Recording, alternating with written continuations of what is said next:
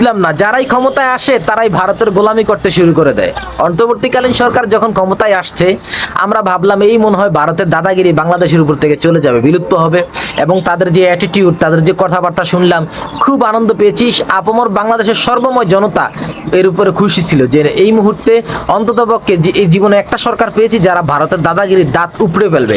কিন্তু না, দিন শেষে বেলা শেষে দিন যতই যাচ্ছে ততই অনুভব হচ্ছে যে না, ভারতের দাদাগিরি বাংলাদেশ থেকে শেষ হয় নাই, বিদায় নিচ্ছে না, বরঞ্চ যারা অন্তর্বর্তীকালীন সরকারের ক্ষমতায় রয়েছে তারা আরও ভারতের গোলামে পরিণত হয়ে যাচ্ছে।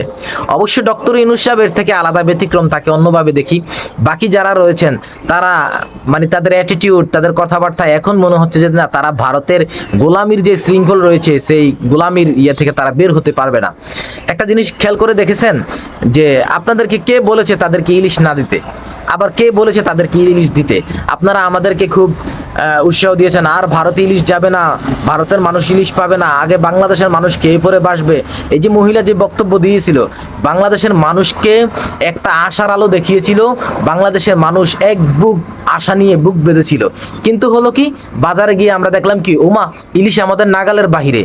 হ্যাঁ, আমরা যেভাবে ইলিশ খেতে চেয়েছিলাম সেভাবে তো ইলিশ আর ইলিশের জায়গায় নেই। সেই ভারতকে আগে দেওয়ার সময় যেমন দাম ছিল, এখন তার থেকে আরো বেশি মনে হলো দাম। ফলে আমরা কিছু কিছু লোক রয়েছি যারা এক বছরেও একটা ইলিশ মাছ খেতে পারি না, এরকম বড় সাইজের। হ্যাঁ খাই, ছোটোখাটো খাই, যেটা 500-600 টাকা কেজি, এগুলা খাই।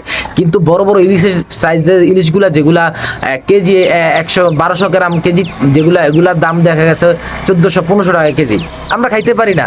আপনি বাংলাদেশ ইলিশের কোনো দামই কমাইলেন না, এখন হুট করে আবার ঘোষণা দিলেন কি ভারতে ইলিশ যাচ্ছে। আপনাকে এখন আমরা এইটা যারা সাধারণ বাঙালি রয়েছি, আমরা যখন এই ইলিশ যাওয়া নিয়ে কথা বলছি, তখন আপনাদের মধ্য থেকে বক্তব্য দেওয়া হয়েছে হ্যাঁ আপনাদের বাস্তবতা বুঝতে হবে, এখানে সাধারণ একদিনের 0.5% ইলিশ, চাঁদপুর ঘাটে একদিনের ইলিশ উৎপন্ন হয়, এটা সাধারণ যাইতেই পারে। তো আপনাদের এটা যদি সাধারণ হয়ে থাকে, শেখ হাসিনা 5 বছরে 5000 টন ইলিশ দিছে, 4 বছরে 5000 টন ইলিশ দিছে। আপনারা মাত্র ক্ষমতায় বসছেন 2 মাস হয় না, আপনারা এখনই 3000 টন দিয়ে দিচ্ছেন। তাহলে আপনারা কি বুঝাইতে চাইতেছেন? এখন এটা নিয়ে কথা বললে আপনারা বলতেছেন যে হ্যাঁ তাদের অনুভূতি, আবেগ কাজ করে। আবেগ কাজ করে নাই ভাই, আমাদের বিবেক কাজ করে। আপনাদের এই আবেগ কাজ করছে, আপনারা আপনাদের স্বার্থ সিদ্ধির জন্য আপনারা এই কাজগুলো করছেন। কেন ভারতকে ইলিশ দিতে হবে কেন? আমাদের মুসলমানদের যখন ঈদ হয় তখন কি তারা আমাদের কিছু দেয়? তখন আমাদের মুসলমানদের ঈদ উপলক্ষে তারা গরু কি ফিরিয়ে দিয়ে দেয় আমাদেরকে? কই পাইছেন এই ধরনের ফাজলামি ভাই?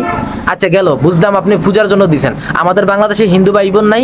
তারাও তো এই বাংলাদেশে এমন বহুত হিন্দু ভাই বোন রয়েছে যারা ইলিশের কাছে দ্বারাও যেতে পারবে না।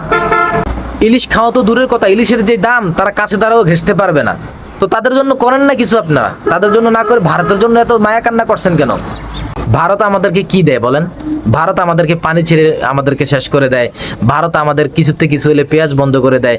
ভারত আমাদের ওই যে ভারতের যে অমিত শাহ ঘোষণা দিচ্ছে যে সীমান্তে বাংলাদেশেরকে মারা হবে, কিছুতে কিছু হলে ভারতের লাশ সীমান্তে মানুষ হত্যা করা হয়। এছাড়া ভারত আমাদেরকে কি দেয়? হ্যাঁ বলেন, কি দেয় ভারত আমাদেরকে? আপনারা ভারতের গোলামি করতে যান, সবাই ভারতের যে ক্ষমতায় যায় সেই ভারতের গোলামি করেন। কেন গোলামি করতে হবে কেন?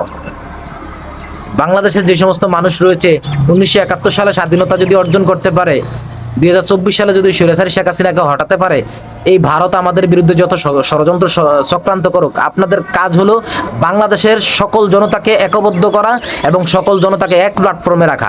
তাহলে এই ভারতের 20 দাঁত উপড়ে ফেলতে পারবে বাংলাদেশের জনগণ। কিন্তু আপনারা সেটা না করে কি করেন? আপনারা তাদের সঙ্গে গোলামির একটা ভাব নেন। ভারত এত কিছু করলো, আপনারা শুরুতে, আপনাদেরকে কে বলছে ভারতের বিরুদ্ধে শুরুতে বক্তব্য দেওয়ার জন্য? আপনাদের এই শুরুতে বক্তব্য, অ্যাটিটিউড দেখি তো আমরা আশায় বুক বেঁধেছিলাম যে না আপনারা কিছু করবেন। কিন্তু কেউ এখন বেলা শেষে, দিন শেষে দেখতেছি আপনারা সেই হুদা কাতারেই আছেন।